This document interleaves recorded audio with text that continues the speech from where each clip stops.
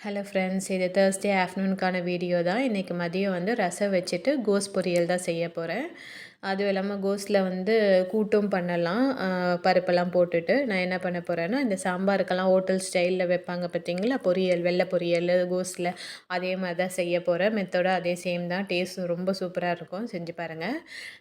இது வந்து ஆயில் நான் வாங்கியிருந்தேன் பார்த்தீங்களா, இந்த ஆயில் பாட்டிலு. இதில் பார்த்தீங்கன்னா ரொம்ப ஆயிலே வர மாட்டேன்து. அது லிமிட்டாக நம்ம யூஸ் பண்ணிக்கிற மாதிரி இருக்குது. நான் ஃபஸ்ட்டு வச்சிருந்த பாட்டிலெல்லாம் அப்படியே ஊற்றினா நிறைய வந்துடுற மாதிரி இருக்கும். ஆனால் இது பரவாயில்ல, காம்பேக்டாக தான் இருக்குது. ஆனால் இதை நான் 1 லிட்ரு பிடிக்கும்னு பார்த்தேன். பார்த்தா 1/2 லிட்ரு தான் பிடிச்சது. 1/2 லிட்டர் கேன் தான்.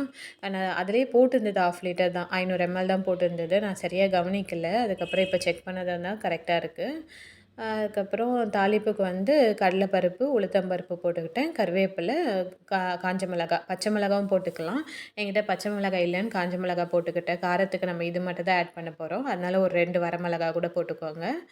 அதுக்கப்புறம் வெங்காயம், ஒரு பெரிய வெங்காயம் கட் பண்ணி வச்சுருந்தேன். அதுவும் ஒரு கொஞ்சம் வதங்கனதுமே நான் வந்து கோஸை இதில் ஆட் பண்ணிக்க போகிறேன். ஆல்ரெடி கோஸை வந்து நான் குட்டி குட்டியாக கட் பண்ணி நல்லா வாஷ் பண்ணி வச்சுருக்கேன். ஒரு 2 வாட்டி கூட அலசிக்கோங்க. அலசிட்டு இதில் போட்டுக்கலாம். ஃபஸ்ட்டு வந்து எண்ணெயிலேயே நல்லா வதக்கி விட்டுருங்க. ஏன்னா தண்ணியே ஃபஸ்ட்டு ஊற்றாம நல்லா எண்ணெயிலேயே ஒரு 3 நிமிஷம் வந்து நல்லா வதக்கி விட்டுக்கிறேன் நான். ஏன்னா அதிலேயே கொஞ்சம் பதம் வெந்துடும். அதுக்கப்புறம் நம்ம தண்ணி ஊற்றி ஒரு 5 நிமிஷம் வேக விட்டாலே போதும். இந்த கோஸை வந்து நம்ம ரொம்ப வேக விடக்கூடாது. ஏன்னா வேகாதுன்னு நினச்சி ரொம்ப விட்டுட்டிங்கன்னா அது குழஞ்ச மாதிரி ஆகிடும். கொஞ்சம் கடிப்படுற மாதிரி தான் இருக்கணும். அப்போ தான் டேஸ்ட்டு நல்லாயிருக்கும். அதனால் வந்து நான் போட்டுட்டு வேக வச்சுக்கிட்டேன். அதுக்கப்புறம் பருப்பு வந்து சிறு பருப்பு ஒரு 1/4 ஹவர் ஊற வச்சுருந்தேன். ஏன்னா இது சீக்கிரமாக வெந்துடும். ரொம்ப நேரம் கூட வேகணுன்றது கிடையாது.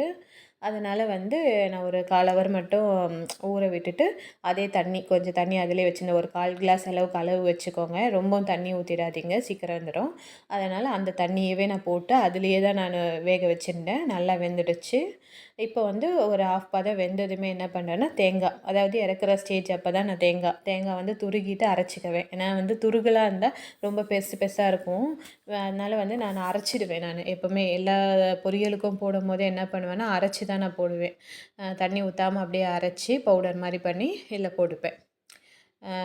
ரொம்பவே டேஸ்ட்டாக இருக்கும். செஞ்சு பாருங்கள். ஒரு 5 to 10 நிமிஷத்தில் 10 நிமிஷத்தில் சீக்கிரமாக ரெடி ஆகிடும். அவ்வளோதான் டைமே எடுக்கும். நம்ம காய் கட் பண்ணது போக ஒரு 10 நிமிஷத்தில் ரெடி ஆகிடும். பிகினர்ஸும் இதை ட்ரை பண்ணலாம். செஞ்சு பாருங்கள். சாம்பார், ரசம் இந்த மாதிரி எந்த குழம்புக்கும் இந்த பொரியல் வந்து ரொம்ப நல்லாயிருக்கும். ஓகேங்க ஃப்ரெண்ட்ஸ். ஓகே, என் வீடியோ பிடிச்சிருந்தா லைக் பண்ணுங்கள், சப்ஸ்கிரைப் பண்ணி வச்சுக்கோங்க. அங்கே பக்கத்தில் இருக்கிற பெல் ஐக்கானையும் கிளிக் பண்ணிக்கோங்க. நான் போடுற வீடியோ ரெகுலர்